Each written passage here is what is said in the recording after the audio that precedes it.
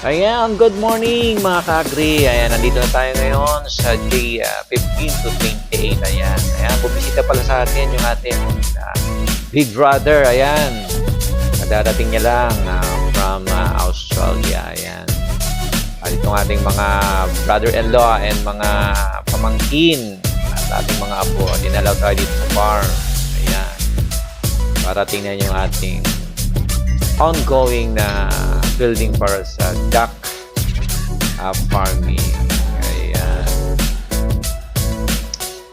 So, gabi mga ka-agri, talagang sa totoo lang, halos hindi pa bumababa yung materialis natin.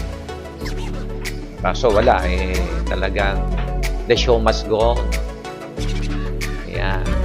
Kahit tumaas man siya, kailangan natin kasi sa pagsasaka, naku po, buti na lang inabot ko yung 23 per kilo nung pag-ani namin. Ngayon, alam nyo ba mga ka-agri, is 15.50, 16 na lang ang kilo ng palay. Kaya talagang nako, kawawa talaga yung mga farmer natin. Kailan kaya magbabagong sistema natin dito sa Pilipinas pagdating sa mga magsasaka na puro na lang daing ang nakita natin. Ayan.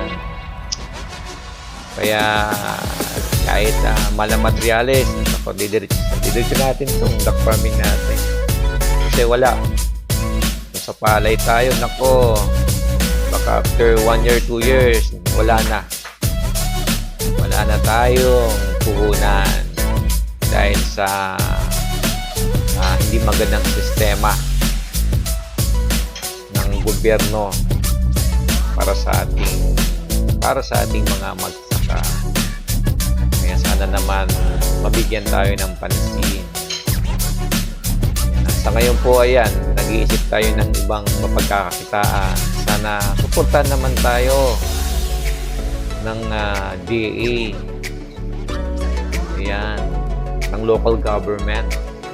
Ayan, good morning sa iyo mga madam, sir, sa aming magandang munisipyo ng Libman. Ayan, nag-isip po kami ng bagong farming kasi sa pagpapalay na po, wala talaga, hirap na hirap ang magsasaka. Ayan.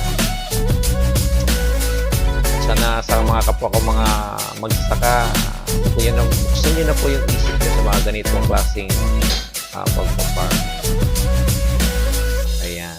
At salamat naman talaga sa aming big brother na nakumbinsi. At na-research niya rin yung pagdadak farming kung talagang may kikitain. So siguro maganda naman yung nakita niyang potential na kitain dito kaysa sa pagsasaka. Kaya ayan, talagang itutuloy namin itong duck farming.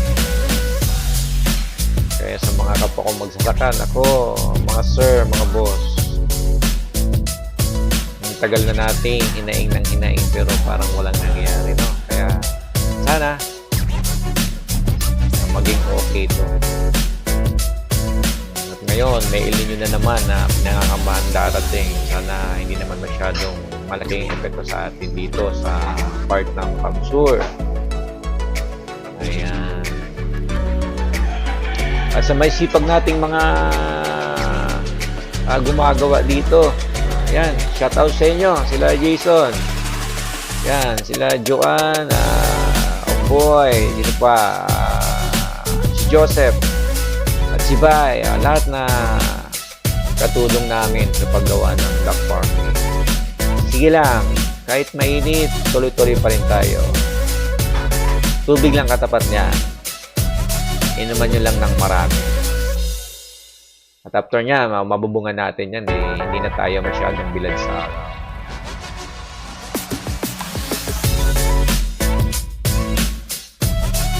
Kita nyo naman mga ka-farming, talagang tindi ng init.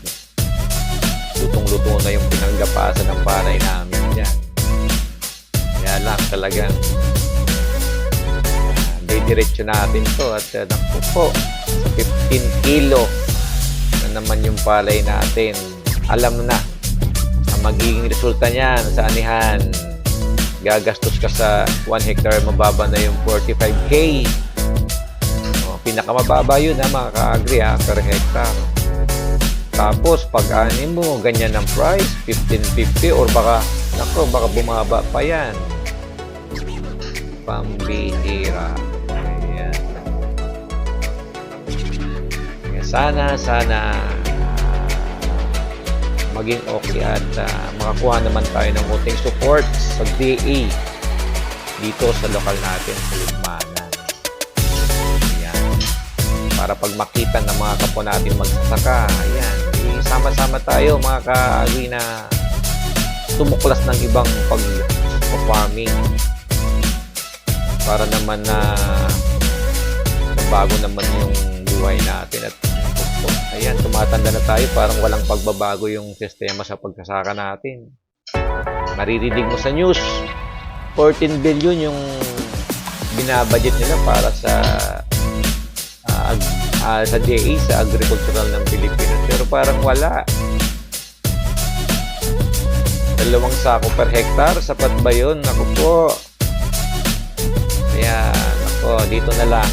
Mag-convert na lang po tayo ng ibang farming.